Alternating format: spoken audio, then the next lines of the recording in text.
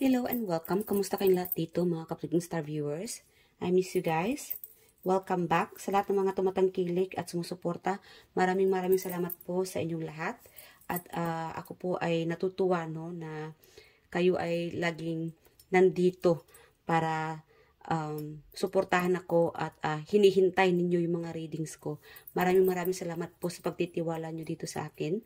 And thank you guys. At kamusta kayong lahat dito? I do hope everybody are doing well.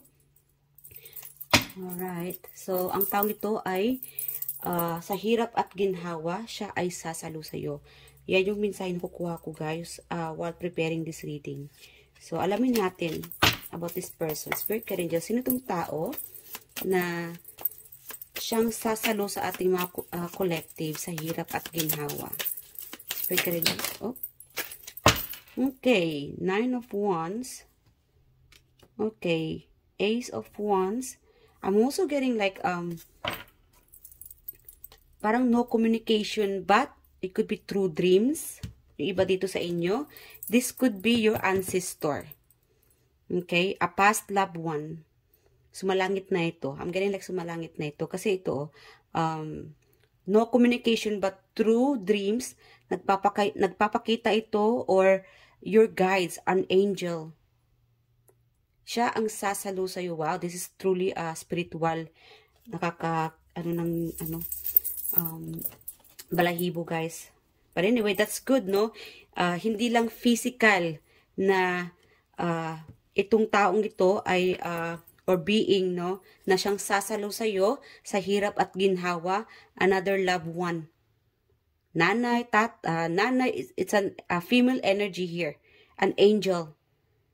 Siguro may kapatid kang sumalangit na, or nanay, or most here is like ancestral. Yeah. Ancestors ninyo ay siyang sumusuporta sa iyo sa hirap at ginhawa. Alright, we have here also, malakas dito yung sisterhood.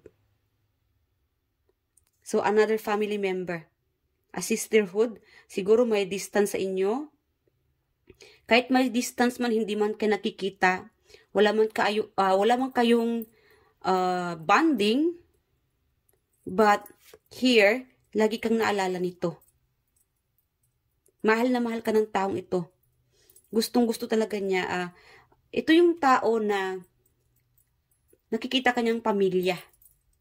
Kahit close friend, best friend, sa hirap man at ginhawa, andyan siya para suportahan ka. Sasaluin ka niya. Kahit lalagapak ka man, andyan siya para suportahan ka.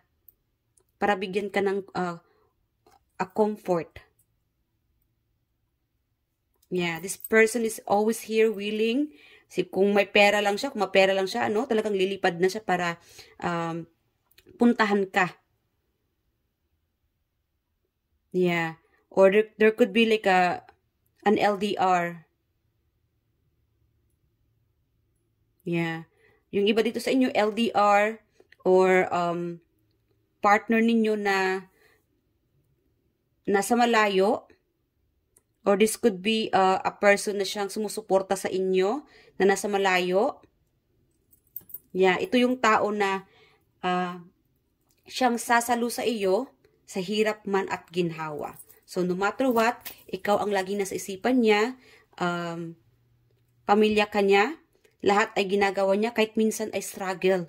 May mga struggle siya sa buhay, pero andyan siya, iniisip ka, inaalala ka. Inaalala yung mga nakaraan, inaalala yung mga anak ninyo. Meron kasi ditong past, meron naman ditong long distance, meron naman dito na partner mo, LDR kayo. Yes. Meron ditong ex. Iniwan ka siguro ng taong ito. Lumayo. Either, yeah, may ex dito. Meron kasi ditong ipinagpalit. I don't know. I'm getting like ipinagpalit. Okay. Ipinagpalit sa the same gender, or ipinagpalit dahil sa opportunity. Pero ang taong ito, no matter what, kahit na magkalayo man kayo, Ikaw pa rin ang namimiss ka ng taong ito. Naalala ka niya. Willing siya para magbigay ng suporta sa iyo. Kahit na ayaw mo sa taong ito, kasi meron itong, ikaw siguro itong ayaw na, umalis na, nalulungkot at naalala ka niya at namimiss niya yung mga nakaraan. Yeah. So we have here again, past loved ones or your ancestor. Not physically na andyan siya para suportahan ka, but spiritually, andyan siya para suportahan ka. You are well guided. Yeah. And pay attention sa panaginip mo. That could be the sign na siya, ang iyong ancestor, na sumusuporta sa iyo, ang gumagabay sa iyo, ang nagbibigay protekta sa inyo.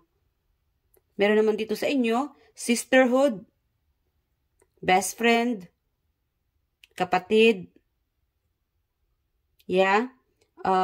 Kahit na, meron kasi dito na may, kahit kapatid or family member, kahit hindi kayo close, siguro may mga hindi pagkakaintindihan, may mga struggle kasi dito sa inyo eh.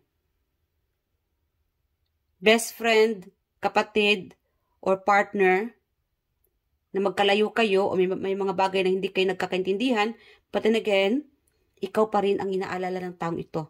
Mahal na mahal ka ng taong ito.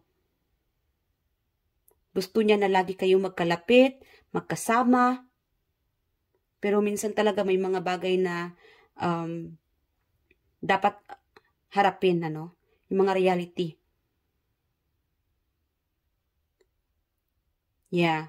May mga responsibilidad na harapin, kaya dapat, meron kasi itong, the reason na magkalayo kayo is may mga kanya-kanya kayong responsibility. Responsibilidad sa buhay. May mga sinusuportahan kayo.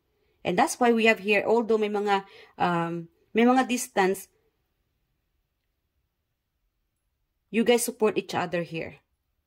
Mahal mo siya, mahal ka rin niya, may mga struggle man, andyan ka rin para sa kanya. Both side, parehas kayo. Sinusuportahan yung bawat isa. Meron naman dito na nilayuan mo itong taong ito, it could be vice versa. Ikaw ang lumalayo or siya ang lumalayo, or unless ayaw mo na sa taong ito, but this person missing you. Gusto niya rin napuntahan ka. O sumunod. Kung pwede nga lang ay sundan ka ng taong ito, susundan ka niya. Kahit saan sulok ka man ng parte ng mundo, pupunta at pupunta siya. Yes, 3 of Cups on the bottom here. To reunite with you. Masaya siyang ikaw ang kasama niya.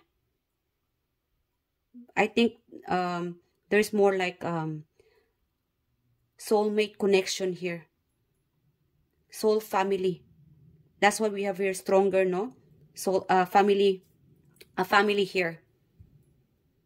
Ancestor, family, malakas dito ang family. Yes. Or, malakas dito yung soul family contract here. Or, soul band. Yeah. Soul band ninyo dito. Kaya, no matter what, mga kapatid.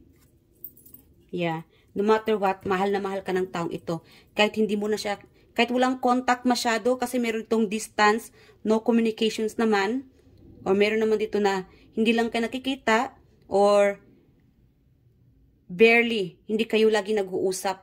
Pero, in your heart, andyan siya. Andyan ka sa puso niya. At ganun din ikaw. Nandyan din siya sa puso mo. Yeah. Masaya ka. Minamanifest, okay. Meron itong manifestation. Minamanifest mo na maging happy family. Na magkasama kayo palagi. And I'm also getting like this person manifest you. Whatever life you choose. Kasi meron itong kahit na magkahiwalay kayo ng taong ito o magkalayo kayo. Or kahit ibang direksyon man ang pinili mo sa buhay. Like again, whatever decision you made.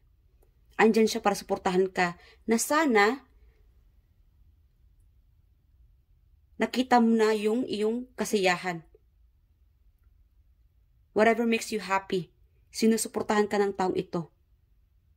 Minamanifest niya na sana yung pangarap mo sa buhay ay nakakamit mo na. Wow. This is pure love. Pure love, good intentions ng taong ito. Yeah, whatever your heart desires, whatever you choose, decision, life path you choose, andyan siya para suportahan ka. Pure, napaka-pure ng intensyon ng taong ito. Wala siyang ibang hinahangat kundi maging masaya ka. Maging satisfied ka sa buhay. Meron din siguro, susuportahin ka rin niya sa mga anak mo. This could be your ex-spouse or ama ng iyong mga anak. Like again, meron dito itong third party could be. Kahit na may mga ups and downs. Like again, guys, nakapag-move on ka na. Lalong-lalo na kung ito ay sa exes. Mabigat man sa iyong dibdib ang pagkalayo ninyo. Kasi meron ito, dapat lang kayo parehas kayo mag-move on, ano? You choose this happiness. Like again, minamanifest mo itong happiness and this person manifested your happiness as well. Kung ano itong nakapagpapasaya sa iyo, masaya din siya. Wish fulfillment na rin yun sa kanya. Ang makita kang masaya. Ang makita kang nakapag-move on. Yeah. Kahit may mga distance man sa inyo. So guys, this person truly loves you. No matter what. Sisterhood, family member, your ancestor. Yes. Even sa iyong ancestors, ano? Kung ano yung minamanifest ninyo. Sabihin natin na malungkot ka. Guys, whenever you feel sad or feeling down, feel free to reach out to your ancestors, to your guides. Andyan sila para bigyan ka ng comfort. Para pakinggan ka. Para maging masaya ka. Chini-cheer up ka rin nila. Wow. So, yeah. Truly spiritual message here. Meron sa inyo dito. Malakas dito yung spiritual message para sa inyo. So, again guys, huwag kalimutang magpasalamat. Mag-reach out sa inyong ancestors. Na magpasalamat sa kanilang gabay para sa inyo. And giving you this happiness, wish fulfillment. Yeah. So, let's find out this person or beings, no? Initials. Sa hirap at ginhawa, like again, pure love, soul bond, soul connection, soul family here. Malakas dito yung soul family. Ayan. Best friend, sisterhood, or motherhood, exes, or distance, partner, ancestors. Yes, because meron kayong soul connection. Family, soul family connection here. Okay. Kahit sabihin natin nun ng mga exes or hindi na ka nag-uusap, deep down, you and this person's soul know each other. So, kaya may mga supportive, you guys are supporting each other. Or connected kayo through dreams or like again, soul connection, ano. Malakas dito yung soul connection sa inyo, mga kapatid. So, alamin natin yung initials ng taong ito. Okay. Meron kasi dito hindi mo alam na behind the scene, ikaw talaga ang minamanifest ng taong ito na maging masaya ka. Whatever life path or paglayo mo sa kanya or decision you make, no, kung ano yung nakapagpapasaya sa'yo, ang taong ito ay suportado ka. Masaya siya na makita kang masaya. Yun lang. Okay? So, again guys, feel free. Kasi meron dito sa inyo guys, mga kapatid, na lingid sa iyong kaalaman na ganito kakamahal ng taong ito. Meron dito parang bang maiiyak na rin ako sa inyo.